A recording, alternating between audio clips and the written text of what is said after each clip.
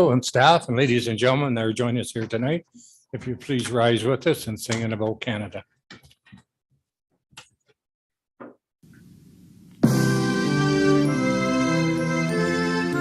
Staff and ladies and gentlemen that are joining us here tonight, rise with us and sing in about Canada.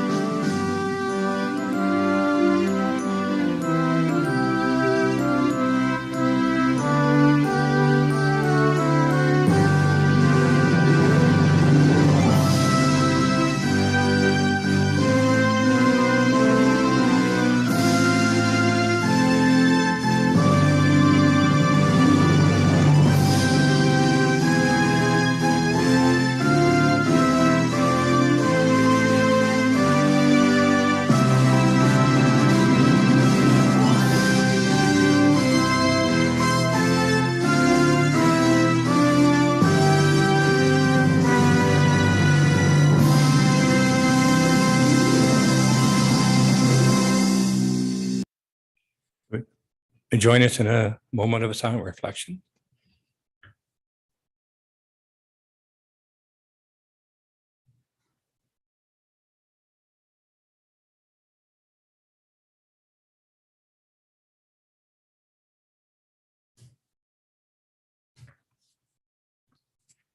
We want to acknowledge that we are on the lands traditionally occupied by the Indigenous people.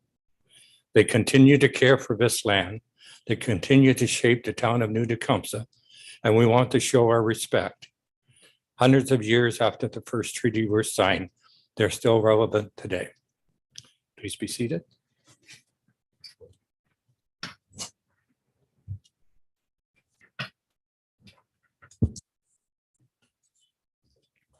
All right, we'll go to awards and recognition, and Councillor Foster, I believe you have. Thank you, Mayor Milne. On Wednesday, May the 11th, McDonald's will be having its annual McHappy Day. McDonald's will be donating 10% of all food and beverage sales and 100% of all funds donated to Ronald McDonald House, 50% of funds to Stevenson Memorial Hospital's redevelopment, 30%, and Matthews House Youth Support Programs 20%. Over the years, the community has supported this day and raised over $380,000. And another fascinating statistic is the Toronto Ronald McDonald House has provided over 1,000 room nights in the greater Simcoe area since only the pandemic began. So to the McKinnon family, most of us know, who have been absolutely fantastic community leaders, and to their staff, we wish them great success on McHappy Day. And I would encourage everyone to get out and visit the local McDonald's. Thank you. Thank you, Councillor Foster. Is there anyone else? Councillor Noy? Thank you, Your Worship. On May 1st, we did our Boyne River cleanup. And I'd like to thank all the council members, the residents who come out and participated in the river cleanup. I believe we gathered about approximately 10 bags of garbage. And it was a great day. And once again, thank you very much. Thank you, Councillor Noy. Anyone else? Councillor Sainsbury? Thank you, Your Worship. I had two items, if that's okay, and I'll be brief. The first one was just to say that I was happy to see in the Herald that it says the pipeline is on time and on budget to Tottenham. Since I've been discussing it for almost 10 to 12 years, I'm happy to hear that. And I'd like to thank the Director of Engineering, Rick Vatry, and all of the staff and people and the contractors who've worked on this. And I can hardly wait till they say the sluice is open and everything is good to go in Tottenham. And secondly, the Simcoe County Forests are celebrating our roots through the spring tree planting, and they're asking for help to plant 40,000 seedlings. And Simcoe County has 20 million trees that have been planted over the past century. And throughout 2022, the county is celebrating its 100th anniversary as a nationally recognized leader in forest management. And they have 853,000 trees and 530 hectares of land. So Simcoe County has won an award, and it was the Simcoe County Forest receiving the national honor of being recognized as the forest capital of Canada for 2022 by the Canadian Institute of Forestry. And that is a very prestigious award. And we are happy we have 33,000 acres and also recreational for walkers, hikers, bikers, and the trails that everybody enjoys, and especially the bird watchers with their binoculars.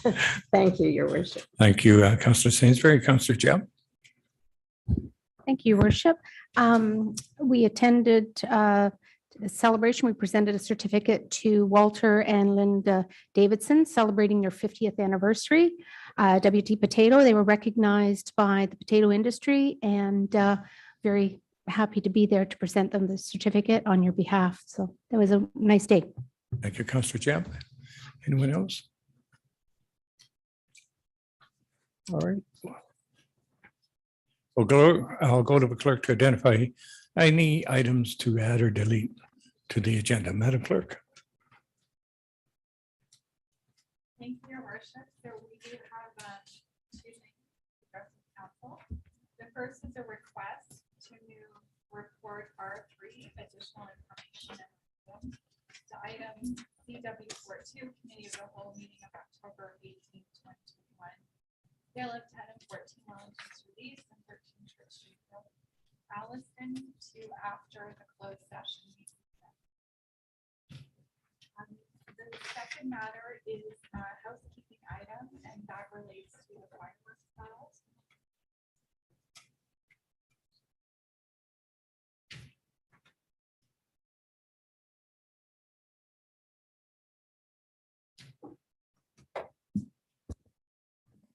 Sorry, Your Worship, I'll do that again. Okay. So we have two items this evening. The first is to move or request to move report number R-3, additional information memorandum to item C.W.3 Committee of the Whole meeting of October 18th, 2021. The sale of 10 and 14 Wellington Street East and 13 Church Street South, Alliston, to after the closed session. So for members of council, that would be dealt with prior to the confirming bylaw. The second matter is a housekeeping item. So staff, when we were drafting the fireworks bylaw and taking into consideration council's amendments at the previous meeting, it inadvertently left Diwali Day celebrations from the permits and exclusions, and that has been corrected for council's information. Thank you, Your Worship. Good, thank you. At this time, look for a mover and a seconder to be resolved that the agenda for the council meeting held on May 9th, 2022 be confirmed as circulated. Deputy Mayor, Councillor Foster, all in favor? Thank you. Carried. At this time, if anyone has a pecuniary interest, you can call it now or when the item comes up.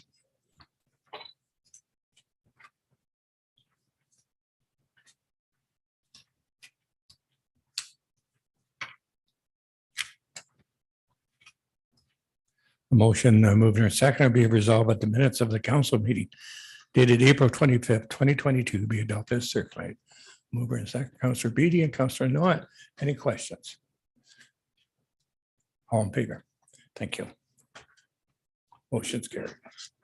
This time I'll go back to clerk to identify items for separate discussion and reasons thereof. Madam Clerk.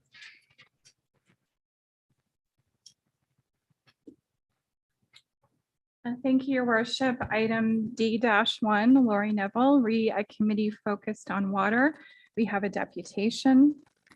Item R-3, the additional information memo related to the sale of 10 and 14 Wellington Street East and 13 Church Street South. We require some direction.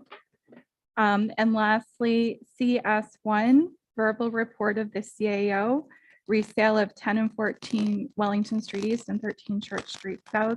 That's a closed session and we require some direction. CS2, verbal report of the CAO, re Collingwood to Alliston pipeline and supply of water update. Again, that's a closed session and we require some direction. Thank you, Your Worship. This time I go to council, identify items for separate discussion. Councillor Foster. Thank you, Mayor Milne. R2 and CW41, please.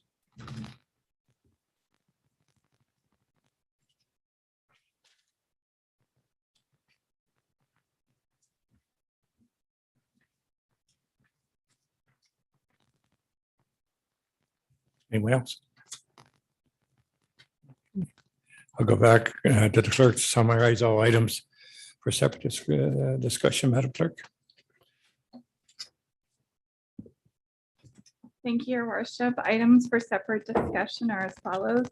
D-1, Laurie Neville, re a committee focused on water. There's a deputation. R-2, Town Hall Project Status Report number 5. R-3, additional information memo related to the sale of 10 and 14 Wellington Street East and 13 Church Street South, Alliston. There's some direction required. CW41, request for exemption from fence bylaw number 2007, 153 McCague Avenue, Alliston. Closed session, verbal reports, CS1, verbal report of the CAO, re 10 and 14 Wellington Street East and 13 Church Street South, Alliston. There's some direction required. And lastly, CS2, verbal report of the CAO, re Collingwood to Alliston pipeline and supply water update. There's some direction required. Thank you, Your Worship. Thank you, Madam Clerk. This time, excuse me, be it resolved that the items on the committee of the whole meeting report dated April 25th, 2022, including additional information memorandums, with the exception of those items identified for separate discussion, be approved and a recommendation therein be adopted. And further that the communication items and any other items listed on the council meeting agenda dated May 9th, 2022, with the exception of those items identified for separate discussion, be received and adopted. Moved by Councillor McClellan, second by Councillor Sainsbury. Questions on the motion? All in favor of the motion? Motion's carried. Thank you.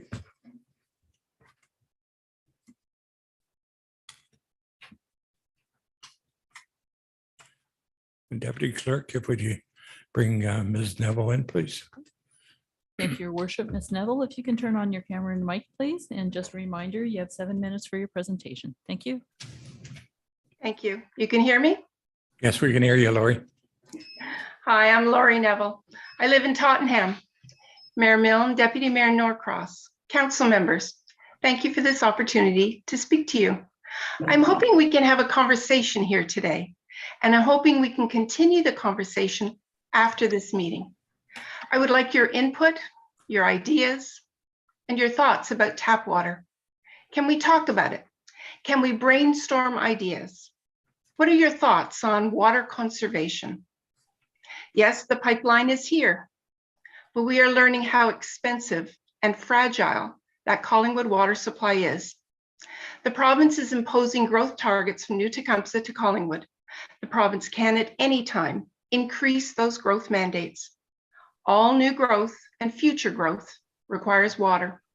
And as you know, Collingwood will prioritize their water supply over everyone else's. Of course they will. We're also learning how astronomical upgrades and maintenance at the Collingwood water plant can cost us and will continue to cost us. We have abundant water all around us today, but the cost of getting that water to our taps is high. So let's pursue water excellence. This isn't excellence. We can do better. Let's stop this. Let's not let this happen again. Today I'm asking, would it be possible for council to initiate a committee to talk about water, to generate ideas? Can we pursue water excellence in all its forms? Conservation, education, quality, cost management. Are there sustainable and cost-effective options for us to invest in? Can we talk about this beyond this meeting? Can we start a water committee to generate ideas around water conservation, water education, water protection. I believe ongoing conversations about water are extremely important today, and I believe you do too. Thank you, Council. Your thoughts? Thank you very much, Laurie. Any questions from council? Councillor Jepp. Thank you, Worship. Our environmental committee that we have just set up, we've had several meetings and different staff members have come to speak to us about water conservation and about our water situations. So our environmental committee does cover those topics. Whenever we do meet, we put it on the agenda. How often do you meet, Councillor Jepp? Through your worship, we meet every other month. We're meeting, and seeing as we're wrapping up to the end of this council's term, so we will be finished and then starting anew, I guess, whenever the new council starts. Deputy Mayor. Thanks, Your Worship. Councillor Jebb just answered my questions. I was going to say that water conservation affects everybody. And is there any more room on your committee for new members? But you just established that that committee will be wrapping up and it'll be something coming in the new term. Okay, thank you, Your Worship. Thank you, Councillor Jebb. Thank you, Deputy Mayor. Councillor McClellan. Thank you, Your Worship. Excuse me. I think water conservation looking into the future is extraordinarily important. And I think maybe next term when that committee gets started, possibly they could have a subcommittee from that committee that just focuses on water and water conservation and protection and what they can do for education in Tecumseh. I think it's very important. Thank you. Thank you, Councillor McClellan. Anyway, Deputy Mayor. Thanks, Your Worship. And just to tie in what Councillor McCollum said, I think education is very important. I've had a lot of people ask me about rain barrels and stuff. And actually quite a few of the comments were, how do they work and why? So once you explain that to individuals, everybody's very excited and they want to have them. So that's a very good point. The new council coming in, maybe they can expand the scope of some of the committees we have and create subcommittees. I think it's very imperative that council and its residents, especially the volunteers, work together to better the environment and of course our community. Thank you, Your Worship. Thank you, Deputy Mayor. Councillor Jepp. I've got so many cables going across here. Yes, it's your cables. It's your fault. Thank you, Your Worship. Just touching on the rain barrels, we do provide a $50 rebate. The town does on the rain barrels, and our committee is working at doing public awareness day at whenever the farmers markets get going. We're going to maybe set up a little table with the information about the rain barrels and conservation and the toilets. Yes, the low flush toilets too. You get a rebate on them. Good. And tree planting. Thank you, Deputy Mayor. Thank you. Through you to Councillor Jebb. Where would one go to apply for these rebates or to get more information? Is there a certain department or where could you direct everybody? Councillor Jepp. They could get them online. Okay. And even asking through Parks and Rec or at the town office, the staff would be happy to help them. Any other questions to Laurie Neville? All right. Thank you very much, Laurie. Appreciate your information and you'll be hearing from us. I have a motion in be it received that the deputation of Laurie Neville's be received. Moved by Councillor McClellan, second by Councillor Harrison McIntyre. All in favor? Motion is carried. Thank you. Next one is Councillor Foster, R2. Thank you, Mayor Milne. Through you to Director Burton. I sent Director Burton some questions earlier on today's to give him time to make sure he had all the facts in front of him. So I'll just quickly review those three questions. And then I have one other additional one. From the report 5, question 1 was what specific items for the project are a concern from a supply chain perspective? 2, if the above items are quote of great concern, which was expressed in the report for the schedule, when can we expect some definitive answers on the impact? And 3, relating to the shortage of help. I was curious whether the shortages were in the skilled sector or in the unskilled sector. Right, Director Burton. Through you, Mayor Milne, to Councillor Foster. In terms of your first question, at this point, we don't. Hello, is this working? Okay. At this point, we don't have any major issues in terms of our mechanical systems, electrical systems, or building structural elements or building envelope. Those were addressed very early on in the process to ensure we didn't have to worry about supply chain issues. So what we're referencing in the report is more your interior finishes and your furnishings, things of that nature, which have grown exponentially in terms of 6-week lead items to almost 20-week lead items. But we are still ahead of the game in terms of our schedule to get those out and procured in time. So they're not a major concern, but if their lag times start to increase anymore, then it will be a concern. But that procurement will happen within the end of this month, beginning of June. So we'll be back with our next update report to be able to advise that to council. So I think that answered 1 and 2, but correct me if you feel otherwise. And then in terms of the labor, skilled labor and unskilled, what we're seeing is really a shortage in terms of the office trades and office support on the project. So more the administrative functions. So it's not delaying the construction in any way, shape, or form. However, I do want to make mention, if any of you have been following the news over the weekend or in the last couple of hours, several trade unions are taking labor action, and we are waiting to hear what impact that may or may not have on the project. Thank you, Director Burton. A supplementary, if I could. I think you're referring to the crane operators amongst a few, and I know in the city of Toronto, the delays are significant. Just one last question, if I could, about the spend track. The construction period is noted in the timeline is approximately 5 quarters, which equals 15 months, and then additional 6 weeks for delays that have been mentioned before. We're 10.5 months into the construction schedule, which essentially would put us 2/3 past completion, and the spend track is less than 1/3. I know, and the contingency track is tracking on a different path. I know the items are not linear. Clearly, it's not just because you put a brick in, you don't spend $1. But is there a concern about that spend track? Because it does seem a little bit off when you consider where you're at in construction with where you are. I mean, it can speak to a number of reasons why. I was just curious what your thoughts on why that track is not tracking on a different course. Director Burton. Through you, Mayor Milne, to Councillor Foster. In terms of the tracking, their financial cash flows at this point, Matheson has been a little bit behind in terms of where they've been invoicing us to date. So you're not seeing the full projections of Q2 within that number, of course. Also, the larger cost items, if you will, fall under the heavy timber, the glazing and screening package for the building, your mechanical, electrical equipment, which hasn't arrived on site. We don't pay until it arrives on site. So that speaks to why a lot of your cash flow is unrealized at this point. Thank you, Director Burton. Any other questions? I have a motion moved by Councillor Foster, second by Councillor Lacey. Be resolved, the report of PRC 2022-09 be received. Any questions? All in favor? Good, thank you. Next one is CW41, Councillor Foster.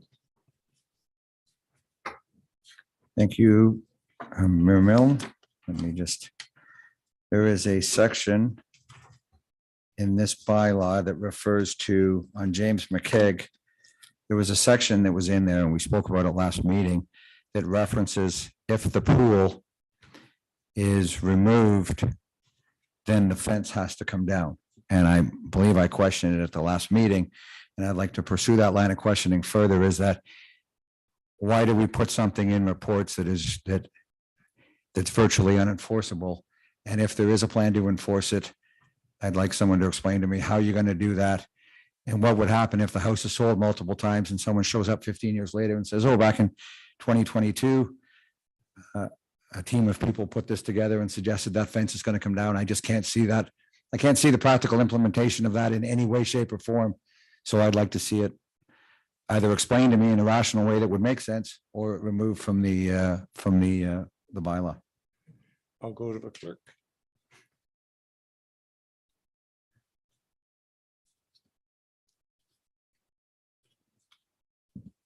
Through his worship to Councillor Foster, we would put it in the agreement, and the agreement would stay with the property. So regardless of the property owner, that agreement would apply to the property and not necessarily the owner.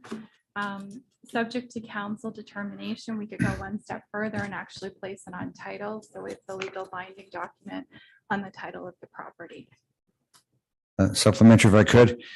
I thought maybe the question of an easement would come up.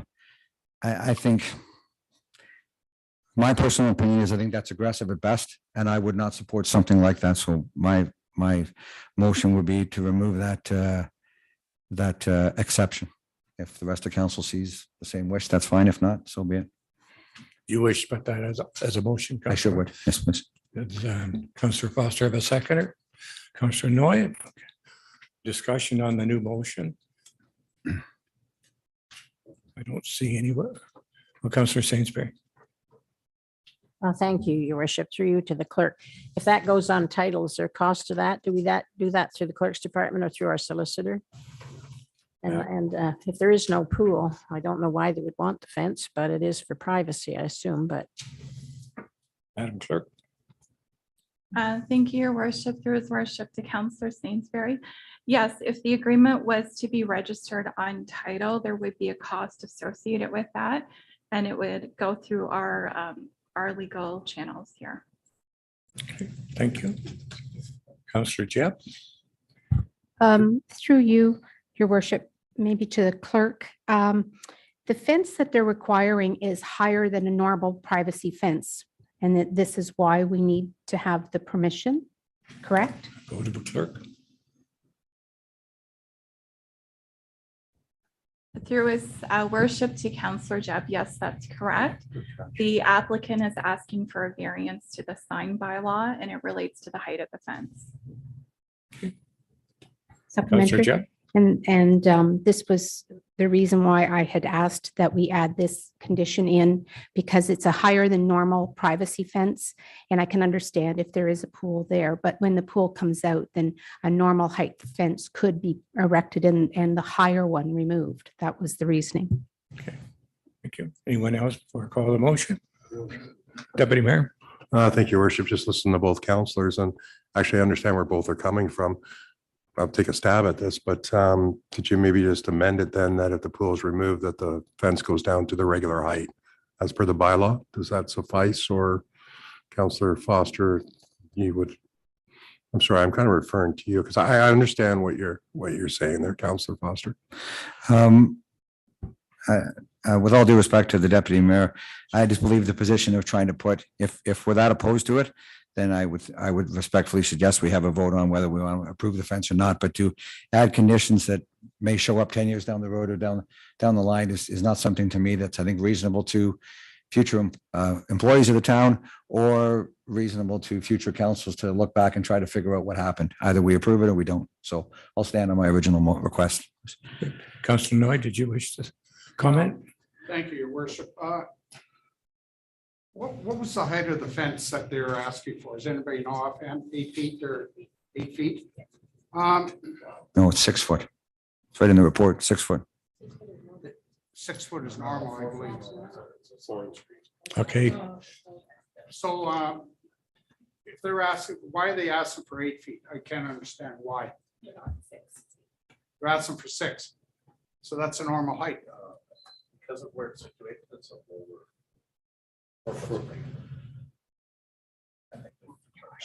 I'm just going to ask the clerk to clarify it. Thank you, your worship. So as per page 3 of the report at the top, the town may, upon application by an owner of the land, enact a resolution to grant an exemption from the height restrictions. And the height restrictions for a swimming pool is 4 feet and the applicant is asking for 6 feet. Councillor McClellan. Okay. Any more discussion? I'm gonna, Madam Clerk, would you read the motion, please? The amended one, yeah. So I guess we'll do the amendment first and then we'll put the main Yes, one please. on the floor. Okay. So the motion is to remove the condition from the agreement to take down the fence upon filling in or removing the pool. All in favor of the motion? Motion's carried.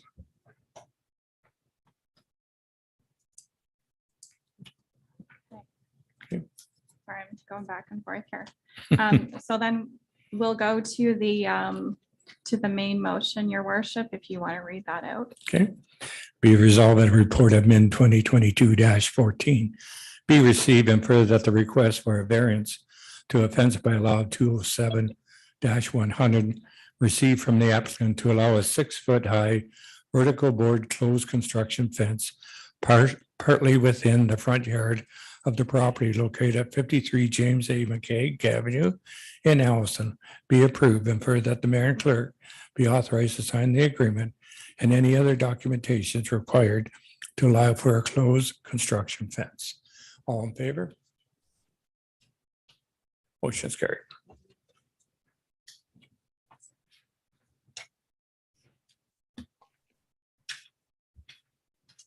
All right, we're going to go in close. Can I ask a point of order on that last Sorry, motion? certainly. go Point ahead. of order. Can someone explain to me? I asked to have that removed. So there was a vote. It seems as if we voted twice on the exact same motion. Can someone or the clerk please clarify exactly what happened and procedurally, did we do that the way we should? Madam Clerk. Through his worship to Councillor Foster. So we probably should have put the main motion on the floor first and then did the amendment, but we did it kind of the backwards way. But at the end of the day, it's still the same. We accomplished the thing. same thing. Thank you.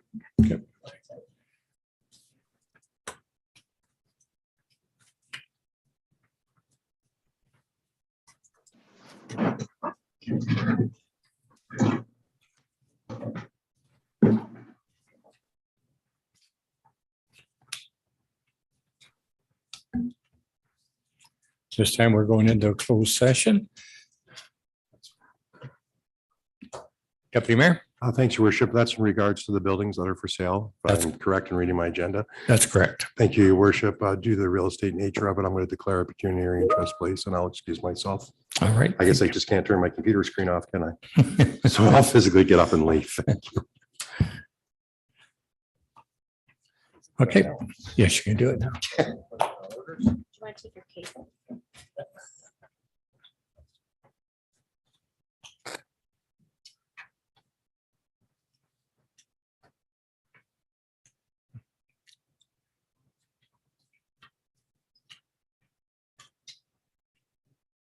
Okay. Motion, sorry. Oh, he's got to come back for the, yes.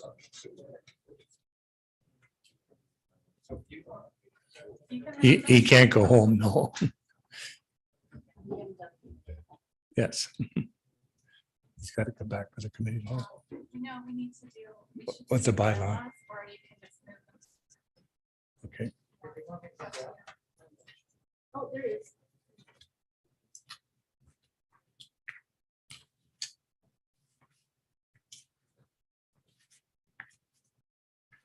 You got too soon. Yeah.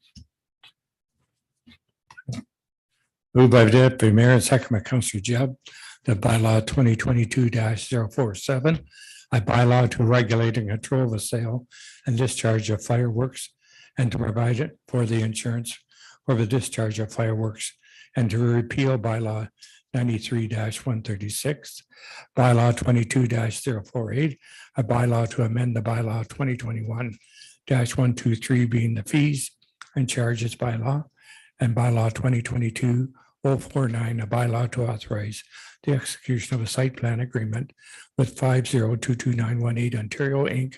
to facilitate the construction and industrial development located at 258 Church Street South in the community of Alliston.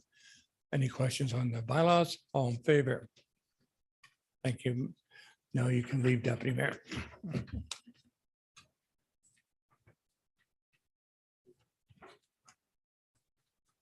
Thanks, Madam Clerk. Motion moved by Councillor McClellan, second by Councillor Beatty, be resolved that the council convenes into closed meeting at 6:35. to discuss the following items. Item CS1, a verbal report from the CAO regards to the sale of 10 and 14 Wellington Street East and 13 Church Street South in Alliston. And item CS2, verbal report of the CAO for the Collingwood to Alliston pipeline supply of water update. Councillor Councillor McClellan and Councillor Jam. Yes. Councillor Foster. Unanimous. Thank you.